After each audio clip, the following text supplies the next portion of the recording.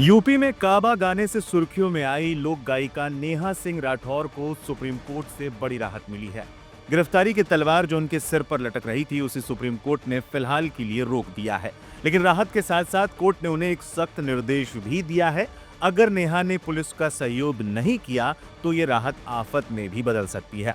पहलगाम आतंकी हमले और पीएम नरेंद्र मोदी पर विवादित पोस्ट करने के मामले में नेहा सिंह राठौर की मुश्किलें बढ़ गई थी। इलाहाबाद हाईकोर्ट ने उन्हें राहत देने से इनकार कर दिया था। इसके बाद वो सुप्रीम कोर्ट पहुंची थी। जस्टिस जेके महेश्वरी और जस्टिस अतुल एस चंदूरकर की पीठ ने मामले की सुनवाई करते हुए नेहा की गिरफ्तारी पर अंतरिम रोक लगा दी है। कोर्ट ने उत्तर प्रदेश सरकार और शिकायतकर्ता अभय प्रताप सिंह को नोटिस जारी कर जवाब भी मांगा है। सुप्रीम कोर्ट ने गिरफ्तारी पर तो रोक लगा दी है, लेकिन नेहा को आजाद नहीं छोड़ा है। कोर्ट ने स्पष्ट निर्देश दिया है कि नेहा सिंह राठौर को आगामी 19 जनवरी को पुलिस पूछताछ में शामिल होना होगा। इतना ही नहीं, जजों ने सख्त लहजे में कहा कि नेहा को जांच में पूरा सहयोग करना होगा। अगर उन्होंने सहयोग नहीं किया तो कोर्ट इस मामले को गंभीरता से लेगा और अंतरिम राहत पर दोबारा विचार हो सकता है। नहीं, अभी मैंने ऑर्डर तो नहीं पढ़ा है, लेकिन हाँ, सुप्रीम कोर्ट का जो फैसला है वो मेरी गिरफ्तारी पर रोक का है और ये मेरे लिए बहुत सुखद खबर है और इसके लिए मैं माननीय सुप्रीम कोर्ट का बहुत धन्यवाद करना चाहती हूँ। जिस तरीके से अभी तक जो पुलिस की तरफ से कोर्ट में रिपोर्ट दी जा रही थी कि आप विवेचना में सहयोग नहीं कर रही हैं, आपको नोटिस दी गई थी, लेकिन आप जिस तरीके से एकाएक हजरतगंज थाने भी पहुंची थी अपने बयान दर्ज कराने में, तो क्या उसके बाद किसी तरह के कोई बयान आपके दर्ज किए गए हैं अब तक? नहीं, मुझे दूसरा नोटिस आते ही मैं विवेचक के समक्ष जो है अपना बयान जो है वो दर्ज कराने के लिए पहुंची थी और सूर्यास्त हो गया था उस दिन, तो बयान मेरा दर्ज नहीं हो पाया, लेकिन मैं गई हुई थी और आगे भी जो कुछ भी सहयोग होगा विवेचना अधिकारी के समक्ष प्रस्तुत होने का, जांच में जो सारी भी चीज़ें जो प्रोसेस होती हैं मैं उसमें सहयोग करूँगी।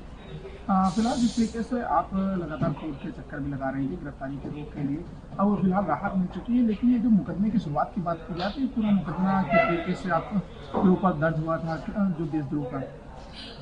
पहलगाम में जो आतंकवादी हमला हुआ था तो उसमें मैंने प्रधानमंत्री जी से 2-4 ट्वीट्स करके सवाल पूछे थे कि सर इसकी जिम्मेदारी कौन लेगा, तो उसी से संबंधित 27-28 अप्रैल को ये मामला देशद्रोह का दर्ज हुआ था मेरे खिलाफ। वही सारी चीजें प्रोसेस हो रही हैं, 8-9 महीना पहले का मामला है सर जी। तो अब जिस तरीके से किसी तरह की जो दूसरे नोटिस आने की बात की जाए तो उस पर आप पहुंचेंगे? एक ही मामले में जमानत मिली या फिर जो लंका थाने की बात की जाए उस पर भी? नहीं, लंका थाने में चीजें अभी प्रोसेस नहीं हुई है ना, लंका थाने की तरफ से अभी मुझे नोटिस तक नहीं मिला है जी। बाकी जो भी चीजें आपने कहा सहयोग की बात, तो मैं हमेशा तैयार हूँ सहयोग के लिए। सुप्रीम कोर्ट में आज क्या हुआ? न्यायमूर्ति जेके महेश्वरी और अतुल एस चंदूरकर की बेंच ने कहा कि इस मामले में कोई बाध्यकारी कार्रवाई नहीं की जाएगी, जबकि राठौर की याचिका पर नोटिस जारी किया गया है। कोर्ट ने यह भी कहा कि राठौर को 19 जनवरी को जांच अधिकारी के समक्ष उपस्थित होना अनिवार्य है और गैर हाजिरी को गंभीरता से देखा जाएगा। नेहा राठौर के वकील ने कोर्ट को बताया था कि उनके मुवक्किल 3 जनवरी को पहले ही आयोग के सामने उपस्थित हो चुकी हैं, जबकि राज्य पक्ष ने सहयोग न करने का आरोप लगाया। इलाहाबाद हाईकोर्ट से लगा था झटका। इससे पहले इलाहाबाद हाईकोर्ट ने उनकी अग्रिम जमानत याचिका को खारिज कर दिया था। कोर्ट ने कहा था कि उनका एक्सपोज प्रधानमंत्री के खिलाफ था और पीएम के नाम का अपमानजनक तरीके से उपयोग किया गया था। इलाहाबाद हाईकोर्ट ने यह भी स्पष्ट किया था कि संविधान का अनुच्छेद 19 अभिव्यक्ति की स्वतंत्रता देता है, लेकिन ये सार्वजनिक व्यवस्था, शील या नैतिकता के लिए उचित प्रतिबंधों के अधीन है। अभी हाल ही में 3 जनवरी को जब नेहा लखनऊ के हजरतगंज थाने में पेश होने के लिए पहुंची थी, तब वहां भी हाई वोल्टेज ड्रामा देखने को मिला था। नेहा और पुलिस के बीच काफी गहमा गहमी हुई थी, जिसने विवाद को और हवा दी थी। नहीं, सूर्यास्त हो चुका है तो फिर मेरा बयान नहीं दर्ज किया गया है। क्या आपको पुलिस ने बताया काफी देर तक थाने में बैठाया भी गया? पुलिस की तरफ से ये कहा गया है कि जब भी सूर्योदय होगा दिन के समय में किसी महिला का बयान दर्ज किया जाता है, तो मैं देखती हूँ, फिर मैं आऊंगी अपना बयान दर्ज कराने के लिए। किस पूरे मामले में आपके ऊपर ये पूरी कार्रवाई की गई है? पहलगाम में जो आतंकवादी हमला हुआ था मेरा। हाँ, तो उसी सिलसिले में ये एफआईआर दर्ज हुआ था। तो अब तक इसमें यहाँ पर थाने पे बुला करके सिग्नेचर जो कराए? हाँ, मुझे एक पहला नोटिस दिया गया था आज से 14-15 दिन पहले, तब मेरा स्वास्थ्य सही नहीं था, तो मैंने बताया था कि लेटर के माध्यम से कि मेरा स्वास्थ्य सही नहीं है, बाकी आप मुझसे फोन पे, वीडियो कॉल पे संपर्क कर सकते हैं। तो फिर दूसरा नोटिस भी आया हुआ था और उसमें ये लिखा गया था कि 3 दिन के अंदर आपको विवेचना अधिकारी के समक्ष प्रस्तुत होना है।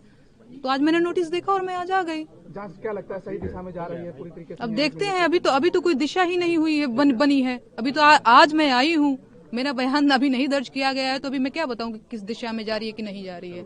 पहलगाम हमले पर विवादित पोस्ट। नेहा के खिलाफ दर्ज एफआईआर के अनुसार 22 अप्रैल 2025 को जम्मू कश्मीर के पहलगाम में हुए आतंकवादी हमले के बाद, जिसमें 26 पर्यटक मारे गए थे, नेहा सिंह राठौर ने अपने एक्स हैंडल पर एंटी इंडिया पोस्ट प्रकाशित की थी। अभियोजन पक्ष का कहना है कि उस समय सरकार पाकिस्तान के खिलाफ कार्रवाई कर रही थी और राठौर की पोस्ट से राष्ट्रीय अखंडता पर विपरीत प्रभाव और धर्म जाति आधारित अपराध भड़काने की कोशिश हुई थी।